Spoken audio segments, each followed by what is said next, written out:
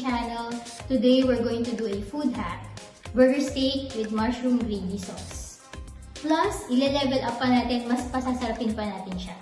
So for our ingredients, we'll be using 0.5 kilograms ng ground beef and spices. So we have here onion powder, garlic powder, pepper, salt, holy smokes powder para meron siyang smoky flavor, smoky taste. Pero kung wala kayo nito, okay lang din naman. Flour, and 1 egg.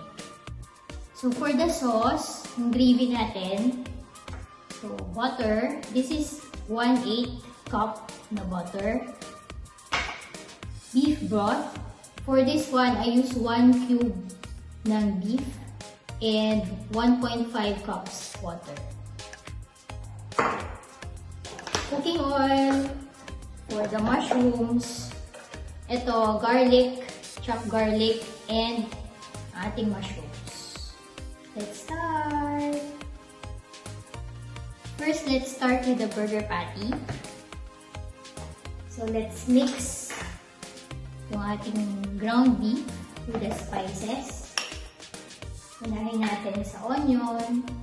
So, lahat ng spices natin, 1 teaspoon, except for the pepper, half teaspoon. So, unahin natin yung onion powder, 1 teaspoon.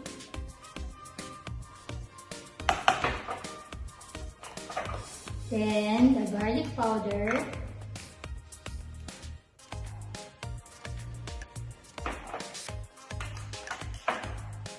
Salt. Pepper, half teaspoon.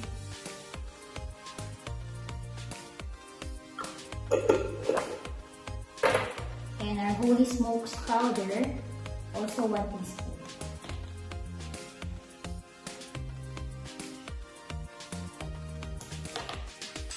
Okay, mix lang natin.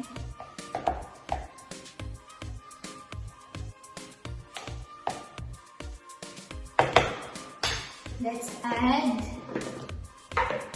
1 tablespoon ng flour.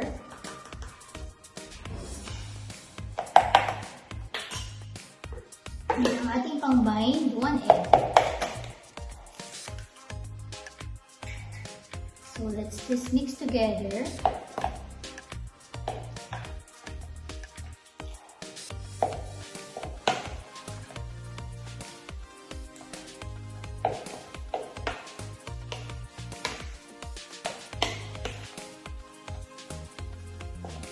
So mix well.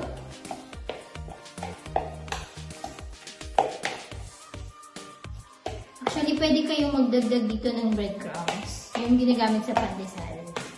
Masarap din siya. Saka extender.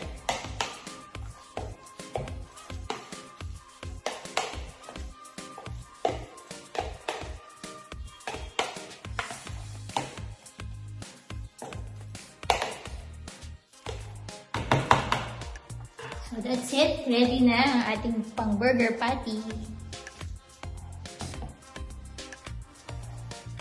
So, I'll be using a grilling pan. So, napainit ko na siya. Pwede rin naman yung ordinary pan, then i-fry nyo.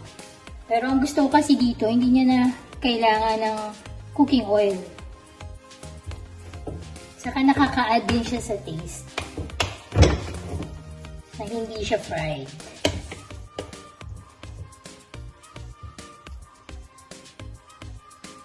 So, ito na siya. Gagawin natin ito ay patty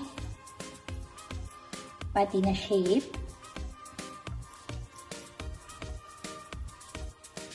You can make it bigger. So yan, mga 1.5 na spoon